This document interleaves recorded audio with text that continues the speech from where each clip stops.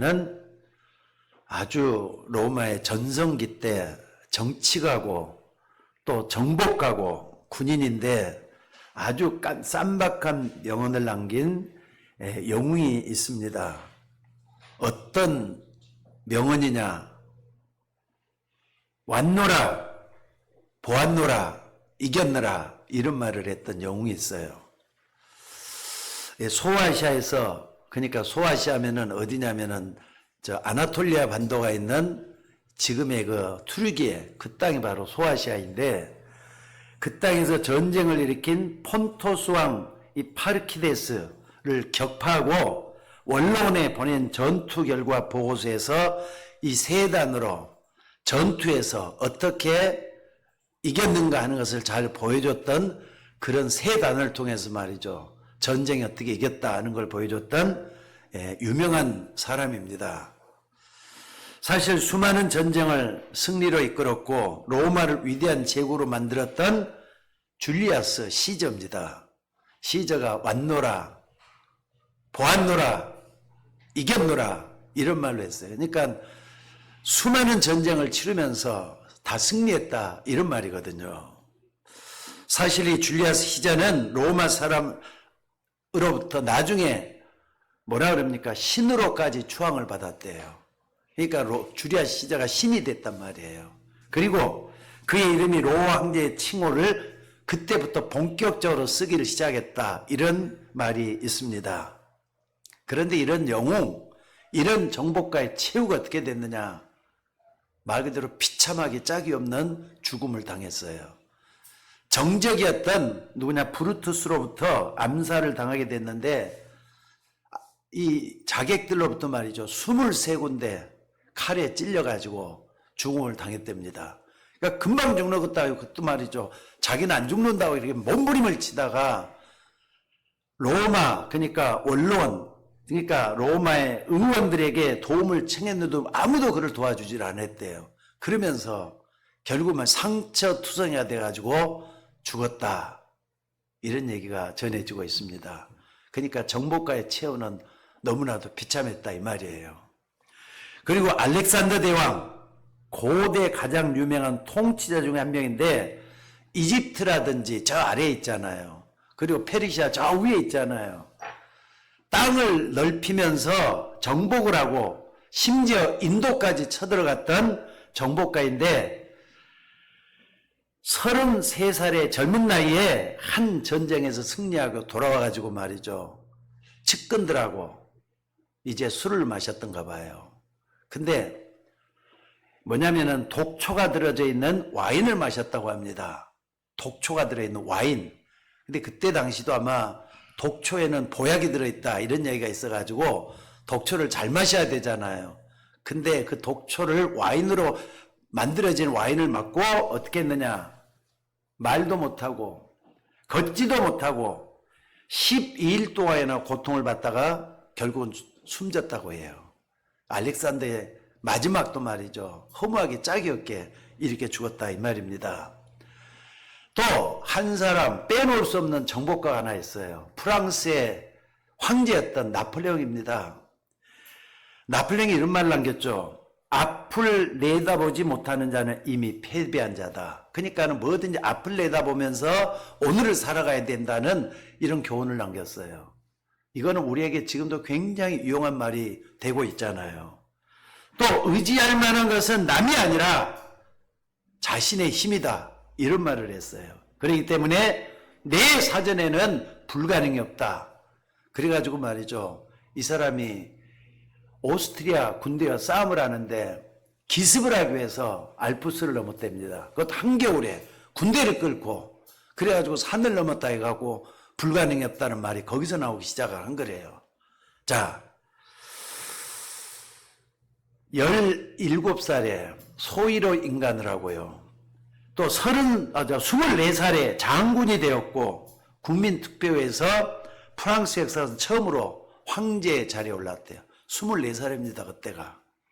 그리고 유럽의 강대국들을 상대로 해서 수많은 전투를 하면서 승리를 이끌었던 나폴레옹인데 마지막 워털루 전쟁에서 패배를 해요. 그래가지고 몰라 그래가지고 세인트 헬레나 섬으로 귀향을 가잖아요. 근데 거기서는 뭐라 그랬느냐. 저 바다가 내 눈물하고 똑같다. 이렇게 하면 신세를 한탄했던 그런 가운데서 귀향살이로 인생을 마무리했던 사람이 바로 이 나폴레옹입니다. 세 사람만 예를 들었습니다마는 여러분 세상을 떠들썩하고 유명했던 영웅이라는 칭호를 받고 정복가로서 유명했던 그들의 치유가 너무나도 비참하고 허무했다. 이런 얘기를 든 겁니다. 그러니까 사람들이 그러잖아요. 태어날 때는 말이에요. 손을 그냥 불끈 쥐고 태어나요. 뭔가 하나 잡아보겠다고. 근데 떠날 때가 되면은 손에 힘이 다 풀려가지고 인간 별것 아니지 않느냐 하는 식으로 해갖고 떠나가는 게 인간의 모습이란 말이에요. 전도자는 그러잖아요. 솔로몬이라는 사람이 이런 얘기를 해요. 인생 살아보니까 헛되고 헛되며 헛되고 헛되니 해 아래에서 수고하는 모든 것이 다 헛되도다. 이런 얘기를 했습니다. 그래서 오늘 여러분들 정말로 중요한 언약을 붙잡고 힘을 얻는 여러분들이 되셔야 될 줄로 믿습니다. 왜 그렇게도 많은 영웅들이 이 지구상에 왔다 갔는데 흔적도 없이 사라졌겠는가? 사람이니까 물론 그렇겠죠. 사실 따져보면요, 이들이 영웅이다 이렇게 부르지만은 영웅이 아닙니다. 사람들은 이들을 정복가라고 영웅이다 추앙을 하고 신으로 받들기까지 하지만은 사실 많은 사람들을 죽이고 또 많은 나라를 짓밟아버린 장본인이잖아요. 얼마나 많은 사람 그 사람들이 죽였습니까? 아마 러시아에서는 어떻게 볼지 모르지만은요, 저 푸틴 무서운 살인자예요. 그러니까 히틀러 같이 말이죠. 살인자가 현대 지금 이렇게 일어나가지고 사람을 죽이고 있는 거예요. 여러분들, 왜 많은 강대국들이 역사에 다 사라졌겠습니까? 다 사라졌어요. 그 옛날 페르시아, 또 뿐만 아니라 바벨론, 그 아수르, 이집트, 로마 다 대단했는데 지금 사라지거나 후진국이 돼갖고 있어요. 여러분들, 바벨론이 말이죠. 어딘 줄 아시죠, 여러분들? 이라크라니까요, 이라크. 페르시아가 이란이라니까요. 지금 이란하고 먼저 이스라엘하고 또 이제 붙어가지고 있잖아요. 옛날에 페르시아 유명했습니다. 왜 그러느냐? 저는 그렇게 생각을 해요. 많은 나라들을 괴롭히고 죽이는 일에 앞장섰던 나라이기 때문에 심는 대로 거둔다. 이런 말씀이 그대로 임한 게 아니겠는가? 저는 그렇게 생각을 합니다. 그리고 많은 종교인들, 심지어 기독교인들까지 솔직히 말해서 힘이 너무 없거든요. 왜 그러겠습니까? 너무 중량을 놓쳐버리기 때문에 그래요. 오늘 예배드리는 여러분들은 정말로 중량을 좀 붙잡고 힘을 얻는 여러분이 되셔야 될 줄로 믿습니다. 여러분들이 이제 복음이 뭔가를 알잖아요. 복음을 깨닫고 있는 여러분이 맞다면은 정말로 중량을 놓치지 말고 붙잡는 여러분들이 될 수 있기를 주의 이름으로 축원합니다. 오늘 말씀은요, 짧은 본문 한 절만 가지고 얘기를 할 수가 있어요. 근데 예수님께서는 아주 중요한 얘기를 여기서 하시는 겁니다. 옛날 이스라엘의 나라의 상황과 배경을 한번 생각해 보면서 이 말씀 한 절을 좀 여러 번 묵상해 볼 수 있기를 바랍니다. 사실 은행이 따로 있었던 것이 아니고 지금처럼 뭔가를 잘 숨길 수가 있고 중량을 감춰둘 만한 주인만이 아는 어떤 지하 동굴 같은 거, 땅굴 같은 게 있었을 수가 있었을 것 같아요. 또 뿐만 아니라 땅이 말이죠. 주인만 아는 그런 밭이 있었다 이 말이에요. 돈 많은 사람들은 그 당시에 말이죠. 집에다가 돈을 숨겨두고 금은 보화를 숨겨두면은 어디다 두겠습니까? 뭐 어디 괴짝에다 둔다든지 그 당시 캐비넷이 있었던 것도 아니고 지금처럼 남이 들고 갈 만한 그런 것도 없었던 때이기 때문에 다들 어떻게 두냐? 땅속에다 다 숨겨놨다는 거예요. 땅속에다가. 그러니까 도둑이나 강도가 들면은 전부 다 집에 있는 것들 다 들고 가버리잖아요. 그러면은 허무하게 다 없어져 버린단 말이에요. 그랬다 땅속에다 숨겨두는 때가 있었습니다. 왜 그렇게 했느냐 하면은 이 팔레스틴 땅, 다시 말해서 이스라엘 땅이라는 것은요, 지도를 딱 보면은요, 사면이 전부 다 강대국들로 둘러싸고 있어요. 아래에는 이집트가 있고, 저 위에는 블레셋이 있고, 옆에는 블레셋이 있고, 위에는 아라비아라든지 또는 바벨론이 있고, 전부 다 강대국도 둘러싸여 갖고 있어요. 그렇기 때문에 전쟁이 끝일 날이 없었다 이 말입니다. 그러니까 우리나라 한반도도 비슷하잖아요. 그때 인사가 뭐였느냐? 샬롬이었다 그래요. 여러분, 샬롬이란 말이 무슨 뜻인 줄 아세요? 샬롬이란 말은 평안하십니까? 이런 말이에요. 밤새 특별한 일 없이 잘 자고 일어났느냐? 그러니까 전쟁이 많은 때이기 때문에 전쟁하다가 잘못해서 죽는 사람이 너무 많으니까 이렇게 얘기를 했었다 이 말입니다. 자, 어느 날 전쟁이 났는데 이렇게 엄청난 부활을 묻어둔 그 사람이 전쟁을 피해서 여기저기 돌아다니는 겁니다. 땅에다가 부활을 묻어놨단 말이에요.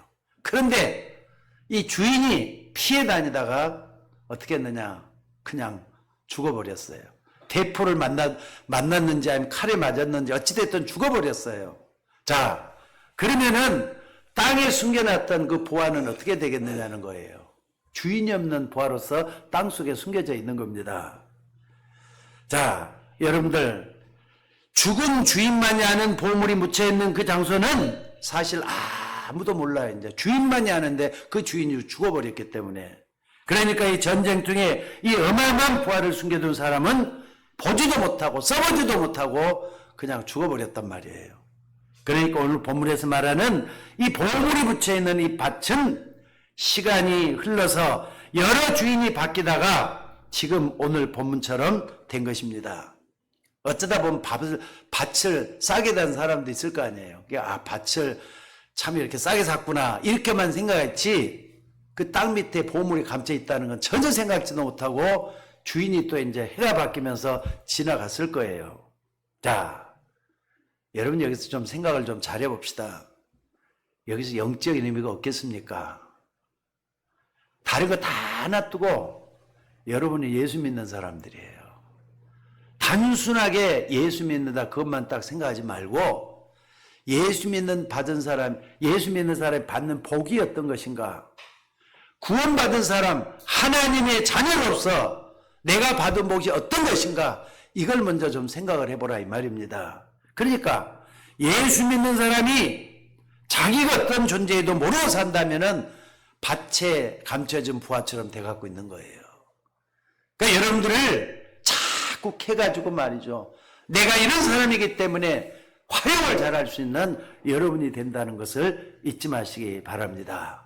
자, 그런데 어떤 사람이 이 밭에서 주인으로부터 품삯을 받으면서 일을 하다가 이 보물을 우연히 발견한 거예요. 땅을 일구다가 느낌이 있어서 파보니까 어마어마한 보물이 숨겨져 있다는 걸 알았단 말이에요. 자, 여러분들 어떻게 해야 되겠습니까? 주인은 저 멀리 있고 일꾼이 밭에서 일을 하다가 그 보물을 발견했어요. 여러분 같으면 어떻게 하겠습니까? 첫째는 법대로 해야 될 거 아닙니까? 안 그렇습니까? 만약에 이 밭을 내가 산다. 이 밭이 내 것이라면은 밭만 되는 게 아니라 땅속에 감춰 있는 보물도 내 것이 될 거 아니냐? 여기에 착안을 한 거예요. 그래가지고 이 사람이 어떻게 했느냐? 표정 관리도 잘해가면서 수단을 가리지 않고 밭을 사야만 되는 거예요. 어찌됐든 그 밭을 내 것으로 만들어야 되잖아요. 또 너무 달라붙으면은 주인이 됐던 다른 사람 눈치챌 수가 있는 그런 부분이. 그러니까 표정 관리도 잘해야 될 거예요. 그렇다고 막 흥분해가지고 말해버리면은 다른 사람들이 알게 되고 빼앗기게 되잖아요. 사람들은 돈이 얼마나 욕심이 많은지 내 것도 아니고 저 사람 것도 아니고 할 땐 뺏어도 가는 세상 아닙니까? 그렇게 되잖아요. 분명한 것은 얼마 전에 밭을 산 지금의 주인은 이 땅에 부하가 감춰져 있는 걸 전혀 모르는 거예요. 오늘 본문의 예수님의 말씀은 바로 이런 내용입니다. 한 절이라고 하지만 이건 굉장히 중요한 내용이에요. 저 밭에는 보물이 숨겨져 있단 말이에요.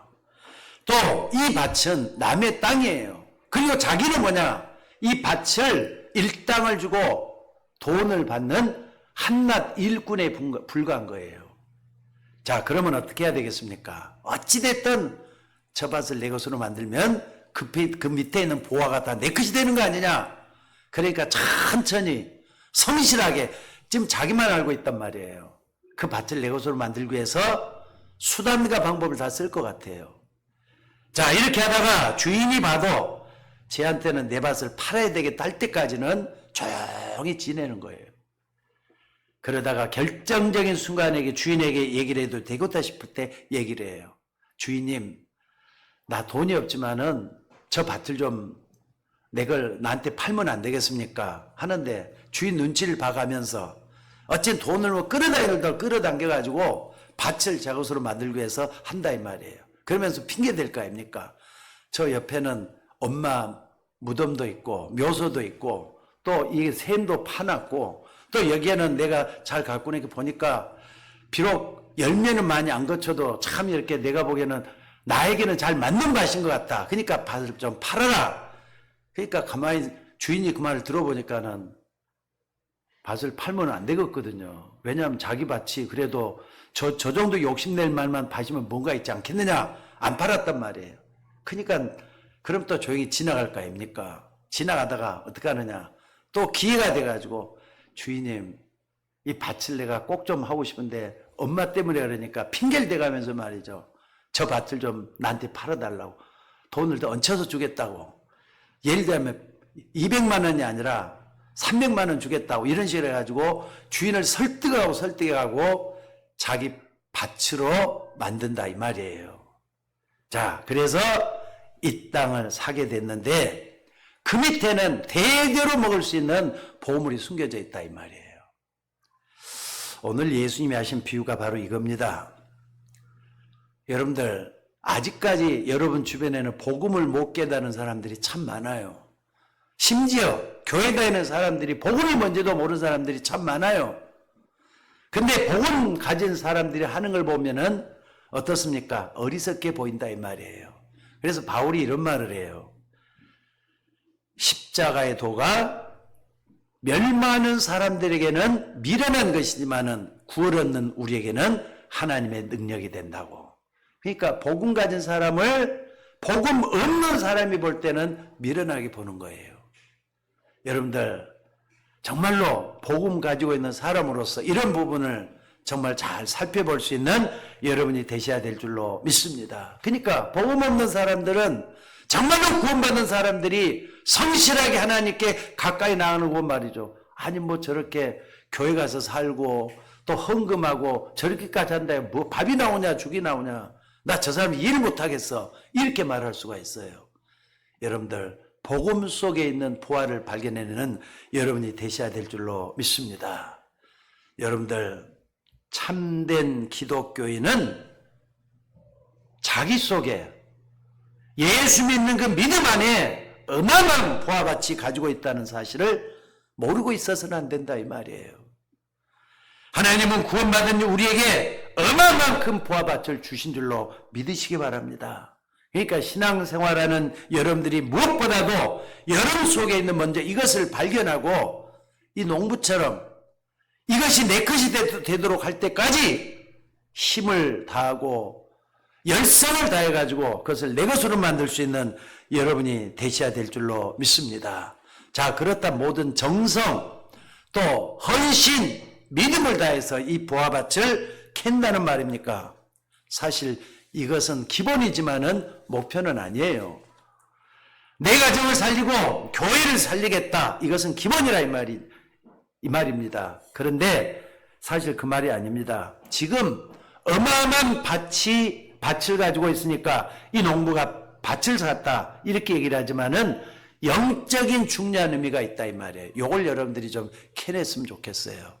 오늘 또 비대면이 예배하고 있는 우리 권사님들 그리고 우리 집사님들 그리고 우리 주영 씨 이 농부처럼 이 보화밭을 발견하는 여러분들이 될 수 있기를 주의 이름으로 축원합니다. 첫째로 뭐냐면요. 여러분이 믿은 복음 어마어마한 보화라는 것을, 어마어마한 보화밭이라는 것을 발견하셔야 돼요. 복음의 가치를 분명히 알고 기도하는 여러분이 되셔야 될 줄로 믿습니다. 심지어는 말입니다. 애굽이 멸망하게 됐을 때 복음 가진 모세와 요셉을 통해서 자기 이스라엘, 자기 민족 이스라엘뿐만 아니라 애굽까지 살려냈다는 거 잊지 마셔야 돼요. 무슨 말인지 알겠습니까, 여러분들? 적이라고 해서 다 죽여야 되는 겁니까? 참, 여러분들, 내가 밉다고 해서 사람 죽어야 되는 겁니까? 심지어 복음은요, 적까지도 살려내는 게 복음이라는 거 잊지 마셔야 돼요. 죽이는 건 복음이 아닙니다. 누구든지 살려내는 게 복음이라는 걸 믿으셔야 돼요. 적어도 이것은 정말 그런가 하고 넘길 수 있는 그런 단순한 얘기가 아닙니다. 또 이건 돈을 주고도 따질 수 있는 그런 부분이 아닙니다. 하나님은 어마어마한 보화밭을 구원받은 하나님의 자녀들인 여러분에게 주셨다는 걸 믿으셔야 돼요. 이런 영적을 본 사람은요, 자질구레한 것에 욕심내질 않습니다. 정말 이 밭을 본 사람은 자리 싸움도 하지는 않습니다. 많은 중직자들이 자리 걱정하고 싸우는데 이 밭을 본 사람은 싸울 필요도 없게 된다 이 말입니다. 안 그렇습니까, 여러분들? 여러분, 돈 하나도 없는 거지가 어쩌다 보니까 100만 원이 갑자기 생겼어요. 근데 그 100만 원을 사기당했다. 그럼 어떻게 되겠습니까? 돈 하나도 없는 거지가 갑자기 100만 원을 얻었는데 이걸 갖다 어떻게 하다 보니까 사기를 당했다. 얼마나 눈물 나겠느냐 이 말이에요. 그런데 수천억의 재산을 가지고 있는 갑부가 말이죠, 100만 원을 잃어버렸다. 별로 거기 신경도 안 써요. 왜? 그거 없어도 얼마든지 난 돈이 많이 있기 때문에. 여러분이 조금 있으면은 너무너무 좋은 집으로 또 이사를 가요. 거기는 말이죠, 새 집인데다가 여러 가지 것들을 다 새롭게 꾸며놨어요. 근데 지금 살고 있는 집이 조금 샌단 말이에요.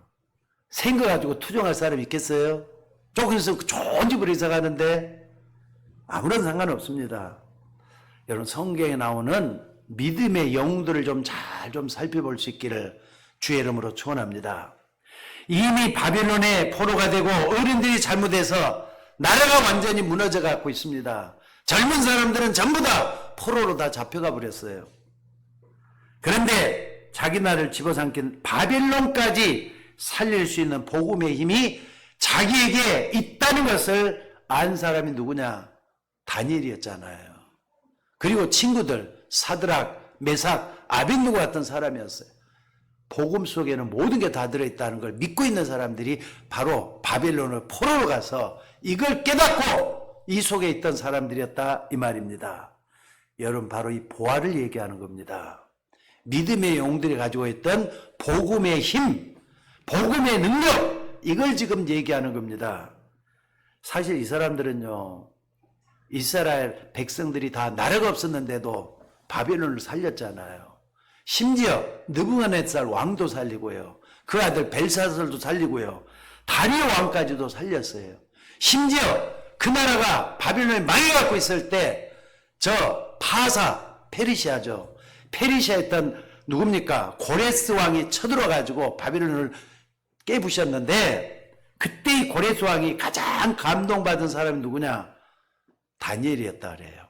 다니엘이 하는 걸 딱 보고, 야, 너희 백성들은 너희 나라로 돌아가서 성전을 크게 다시 짓고 재건을 하라. 이래갖고 말이죠, 포로에 있는 사람들이 돌아오게 만들기까지 했던 사람이 고레스 왕이잖아요. 그러니까 한 사람의 복음의 힘이 그렇게까지 적국의 왕까지, 내 왕의 그 치세까지 영향을 줬던 그런 역사가 일어났다 이 말입니다. 사실 우리나라도 말이죠, 우리 주변에 있는 6개 나라들 놓고 기도 좀 많이 해야 될 것 같아요.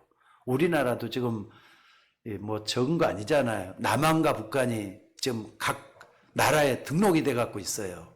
옛날에는 한민족이라 했지만 지금은 한민족을 할 수 없을 정도로 북한, 남한 서로 칭호가 다 틀립니다.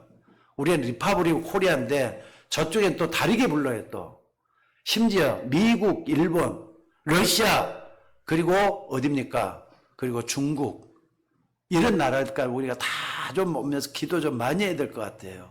나라의 안녕과 평안을 위해서, 또 우리의 후대를 위해서 기도 좀 많이 할 수 있는 여러분이 되셔야 될 줄로 믿습니다. 잘못하면은요, 한반도 주변이 전쟁의 깊은 소용돌이 속에 들어갈 수가 있는 그런 소지가 너무 많이 있잖아요. 기도해야 될 줄로 믿습니다. 여러분, 어떤 환경이나 문제가 생겨도 전쟁만큼은 안 일어났으면 좋겠다 하는 생각을 하고 있습니다. 사람 죽이는 연습 더 이상 안 했으면 좋겠어요. 결국 우리의 후대들은 다 망치는 겁니다. 그래도 우리들은 이제 어린 정도 살았다지만은 우리의 자녀들은, 또 우리의 후대들은 정말로 이 나라와 민족을 지키고 나갈 수 있는 우리의 후손들이잖아요. 다 살아났으면 좋겠어요. 로마, 누가 복음화 시켰죠? 로마가 지금까지 살아오면서 한때 복음화 됐던 적이 있어요. 결국 가서 마가다락방에 시작했던 초대교회가 로마를 복음화 시킨 겁니다. 그것도 주후 313년에 기독교를 완전히 국교로 선언을 했어요. 누가? 콘스탄틴 황제가 기독교를 국교로 선언을 했어요. 그때 말이죠. 기독교가 완전히 세계화됐던 걸 볼 수 있습니다. 그래서 세계 로마로부터 했던 복음이 전 세계로 흩어지게 된 게 그때부터였단 말이에요. 그러니까 여러분들, 복음화 방향을 딱 맞춘다는 건 굉장히 중요한 여러분의 인생 이정표가 될 줄로 믿습니다. 그래서 그때 그 황제 콘스탄틴이 다들 막 자기를 퀴리오스라 그러잖아요. 황제란 말이에요. 왕이란 말이에요. 근데 콘스탄틴이 뭐라고 고백을 했느냐? 나는 왕이지만은 퀴리오스, 나는 주가 아니라 그랬어요. 주님은 예수 그리스도다. 퀴리오스는 예수 그리스도다. 이렇게 얘기를 했어요. 누가요? 로마 황제인 콘스탄틴이 이렇게 얘기를 했다 이 말입니다. 자, 이 초대교회는 한마디로 말하자면 뭘 가지고 있었어요? 보화밭을 가지고 있는 거나 똑같습니다. 오늘 여러분들 초대교회처럼 여러분 속에 숨겨져 있는 보화밭을 캐내야 될 줄로 믿습니다. 복음에는 하나님의 능력이 나타나서 믿음으로 믿음에 이르게 하나니 기록된 바 오직 의인은 믿음으로 말미암아 살리라 그랬어요. 이 복음을 여러분들이 붙잡을 수 있는 여러분들이 될 수 있기를 바랍니다. 자, 두 번째로 어떤 보화밭이냐? 예수 믿는 여러분은 하찮은 존재가 아닙니다. 가치 없는 존재가 아닙니다. 절대로 그렇게 생각해서는 안 된다 이 말이에요. 특별히 비대면에 예비하는 우리 권사님들, 집사님들 꼭 좀 생각하세요. 예수 믿는 여러분들은 가장 중요한 사람이에요. 그걸 VIP라 그러잖아요. 가장 중요한 사람들.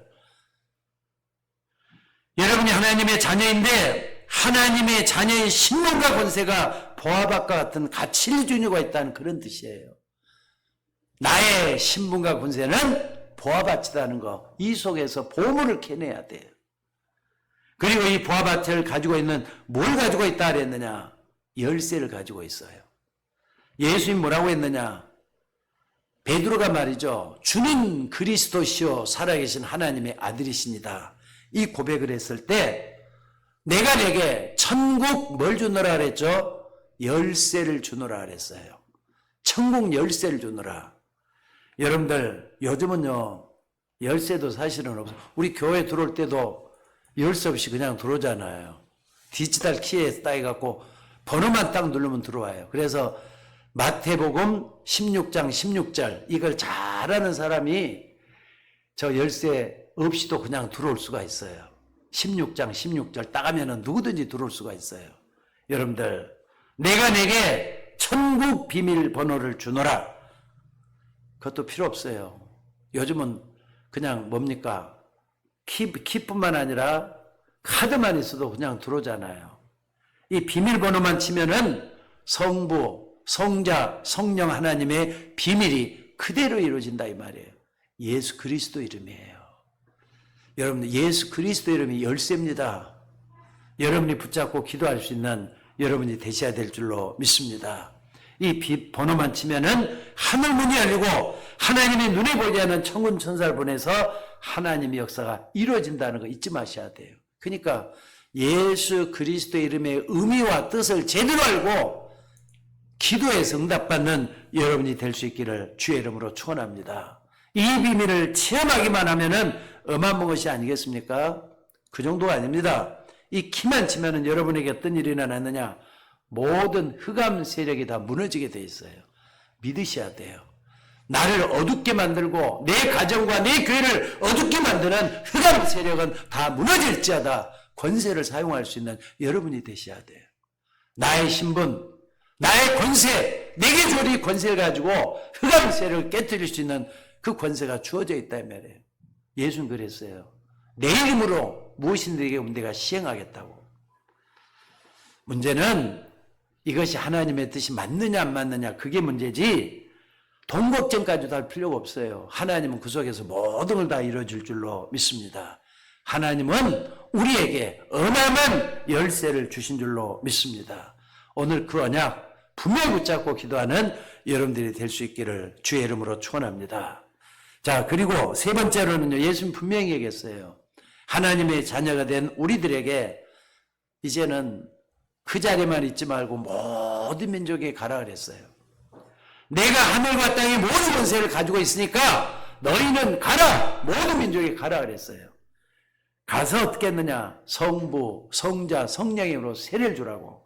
내가 세상 끝날까지 너희와 항상 함께 할 것이니 너희는 가서 모든 족속을 제자로 삼으라 그랬어요. 이건 뭐냐? 제자로 삼아야만이 그 사람들이 다른 사람에게 복음 전할 수가 있게 되니까 그렇게 된 줄로 믿습니다. 또 성경에는 뭐라고 했느냐? 마음 16절에 보니까 만민에게 가라 그랬어요. 모든 족속 만민이에요.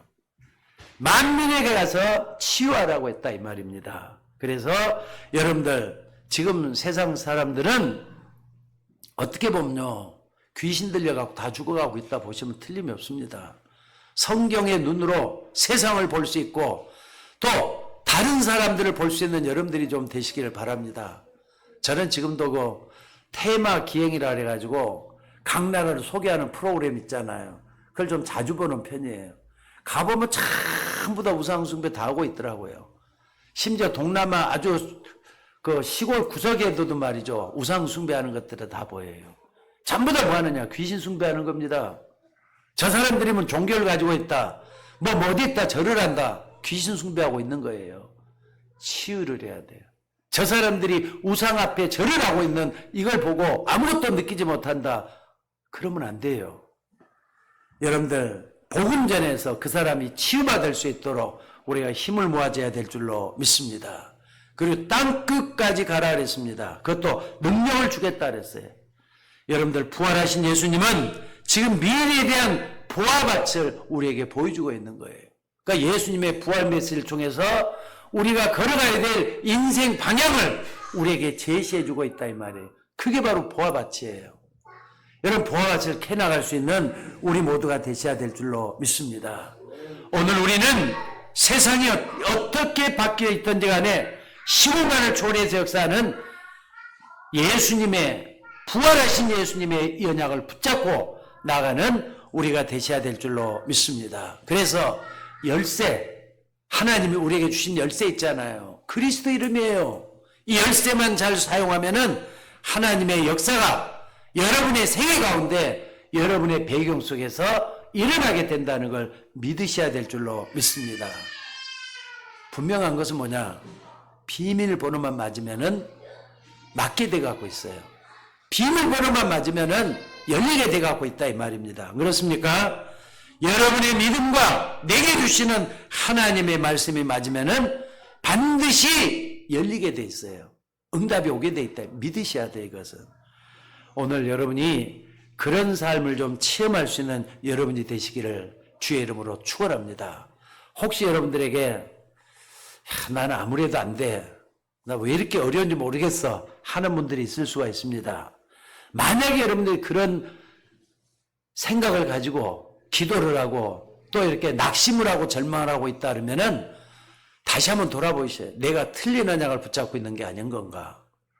하나님이 분명히 주신다 약속했으면요, 하나님의 말씀은 1.1획도 변하지 않고 그대로 이루어지게 되어 있다는 걸 믿으셔야 돼요. 그리고 언약을 붙잡고 반드시 하나님 앞에 나가는 여러분이 되셔야 될 줄로 믿습니다. 자, 한번 봐보세요. 모세가 왕궁에서 40년 동안 있었다 그랬어요. 근데 되는 게 없었어요. 그러니까 어쩌다 보니까 사람을 죽이잖아요. 도망을 갔어요.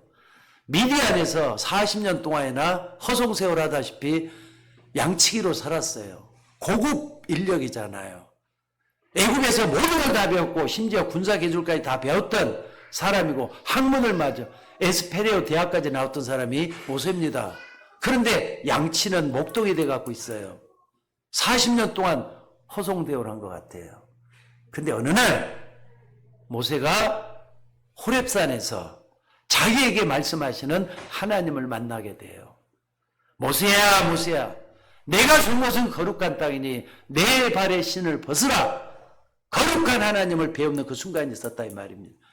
그때부터 뭘 발견하느냐? 피제사를 발견하잖아요. 예수님의 피제사. 여러분, 예수 그리스도의 피제사 믿으십니까? 아멘. 여러분, 예수 그리스도의 피를 믿습니까? 아멘. 흠도 없고 죄도 없는 전혀 순결한 예수님의 피, 동정녀 마리아에게서 나신 예수님의 피입니다. 이걸 예피한 것이 바로 출애굽 3장 18절이잖아요. 그걸 깨닫고 나서부터는 완전히 모든 게 달라져요. 어느 교수님이 그 그리스도의 피에 대해서 이렇게 다시 또 이렇게 말씀을 해놨더라고요. 쭉 보려다 시간이 없어서 못 봤습니다만은, 여러분, 예수님의 피, 여기에 모든 게 다 달려 있습니다. 내 믿음도 거기서 시작이 돼야 돼요. 만약에 내 믿음이 좀 왜 이렇게 형편없지 않은 분들은 그리스도의 피를 다시 한번 깨닫고 그 피 속으로 들어가는 여러분들이 먼저 되셔야 돼요. 그래야만이 현실의 육신적인 거, 세상적인 거 다 정복해 나갈 수가 있게 될 줄로 믿습니다. 자, 살인자요, 도망자로, 또 미디안에서 40년 동안이나 이렇다 할 응답이 없었던 모세였습니다. 피의 언약을 붙잡고 자기 민족 이스라엘을 노예에서 건져냈고 애국을 말이죠, 또 다 살려내기까지 했던 사람이 누구냐? 모세라니까요. 언약의 백성만이 하나님의 기적을 체험하게 될 줄로 믿습니다. 나오면서 모세가 얼마나 큰 기적들을 많이 봅니까? 애굽에는 재앙이었어요. 근데 이스라엘 백성들에게는 어마어마한 기적이 나타나가지고 말이죠, 애굽에서, 노예에서, 그것도만 430년 동안 노예 상태에 있었던 자기들이 자기 이스라엘 민족을 빠져나올 수 있도록 하셨잖아요. 오늘 여러분들이 모세는 언약의 백성이기 때문에 이런 기적을 맛봤다. 나도 그래야 될 거 아니냐, 여러분도 그래야 될 거 아니냐, 이를 믿어야 될 줄로 믿습니다. 모세가 진짜 언약을 붙잡는 그때부터 모든 것이 다 달라지잖아요. 그러니까 여러분들, 내가 육에 속한 사람이냐 아니면 영에 속한 사람인가 확인해 보셔야 돼요. 어차피 우리는 천국 갈 사람들이잖아요. 어차피 우리에게는 이 세계 말고 또 다른 세계에 들어가야 될 사람들이잖아요. 여러분, 안 그렇습니까? 나이 80이면 어떻습니까? 여기서 80 되신 분들은 아무도 없어요. 저도 아직 80도 안 됐으니까 절대로 낙심하거나 절망할 필요는 없습니다. 모세는 80부터 인생 시작을 했어요. 그래서 40년 동안 하나님 앞에 큰 업적을 남기고 하나님 앞에 위대한 일을 하다가 하나님 앞에 부름받게 된 줄로 믿습니다. 자, 오늘 본문은 천국의 비유 가운데 보화밭의 비유, 이건 예수님이 그냥 한 비유가 아닙니다. 내가 평범하게 밭에서 일하는 일꾼인처럼 보이느냐? 그런데 이 사람이 어마어마한 보화밭을 발견한 거예요. 여러분들 평범하게 하루 벌어서 일하는 일꾼일 수가 있어요. 보화밭을 발견하셔야 돼요. 하나님의 보화밭을 발견해야 될 줄로 믿습니다. 하늘의 어마어마한 보화밭을 갖춘 우리는 다른 걱정할 필요가 없습니다.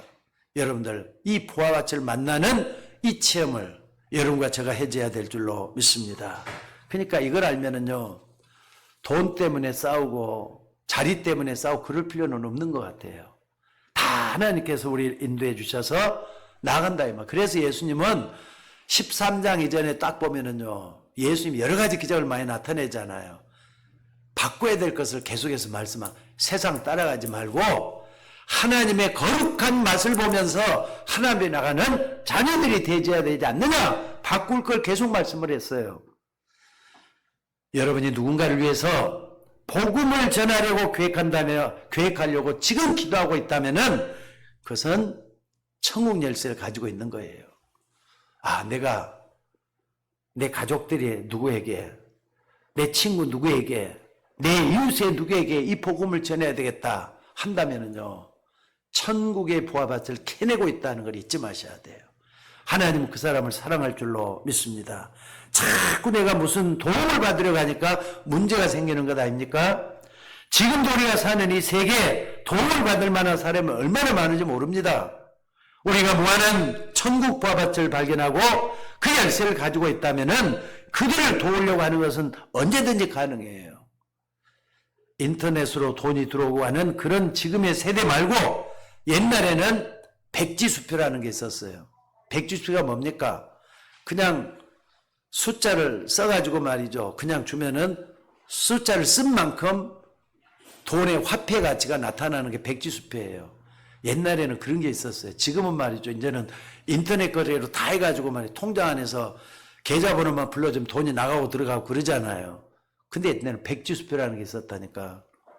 여러분들, 그 백지수표의 주인은 은행에 그 이상으로 돈을 가지고 있기 때문에 백지수표가 효과가 되는 거예요. 자, 오늘 우리가 받을 응답, 하나님의 보화창고는 어마어마하게 큰 겁니다. 그 속에서 백지수표를 쓸 만큼 믿음이 좀 풍성해지기를 주의 이름으로 축원합니다. 이 언약 붙잡고 정말로 초대교회처럼 기도할 수 있는 우리가 되어야 돼요. 전혀 기도하기에 힘쓰더라. 초대교회가 그랬어요. 24시간 기도했다는 말이잖아요. 무시로 성령 안에서 기도했다는 말이잖아요. 그랬더니 하나님의 역사가 일어났다 그래서 25예요.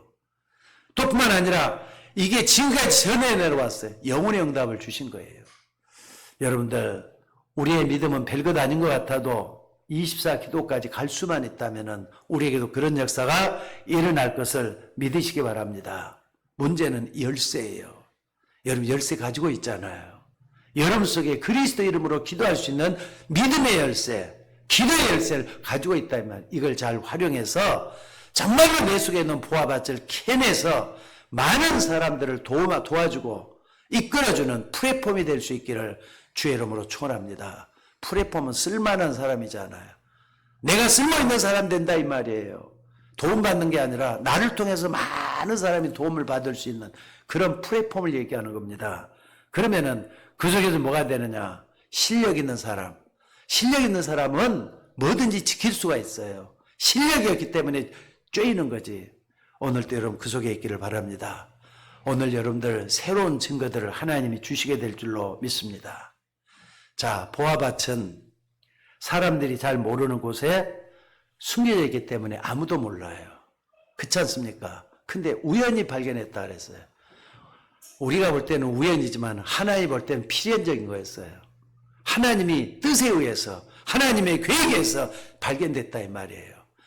하나님의 뜻을 발견했던 모세가 저 호렙산에서 위대한 보화밭을 발견해낸 것처럼 우리에게도 그런 역사가 일어나가지고 세상을 바꾸고 교회를 바꾸고 여러분 가정을 바꾸는 주역이 될 수 있기를 주의 이름으로 축원합니다. 보물을 캐내는 여러분들이 좀 됐으면 좋겠어요. 내 속에 있는 보화 캐내서 많은 사람들을 하나님께로 인도하는 데 쓰임받을 수 있는 영원한 여러분들이 될 수 있기를 주의 이름으로 축원합니다. 자, 기도하겠습니다. 하나님 은혜를 감사합니다. 부족한 저희들이지만은 오늘 또 저 천국의 보화밭을 캐내는 우리가 되기를 소원합니다. 믿음의 기도는 병든 자를 낫게 한다고 했습니다.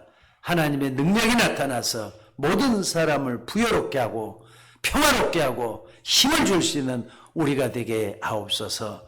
오늘 또 아버지 하나님이여 귀한 말씀들을 붙잡고 기도하는 주의 종들에게 성령의 충만함으로 인도하여 주옵소서. 날마다 하나님이 하시는 큰일을 볼 수 있도록 인도하여 주옵소서. 특별히 지금도 사경을 헤매고 계시는 바옥조 집사님에게도 하나님 함께 해주시고 그 가족들과 또한 예배하는 모든 주의 종들에게 하나님 함께 해주셔서 포화밭을 발견하는 이 기쁨과 축복 속에 들어가도록 인도하여 주옵소서. 감사드리며 우리를 구원하신 예수님의 이름으로 기도드리옵나이다. 아멘.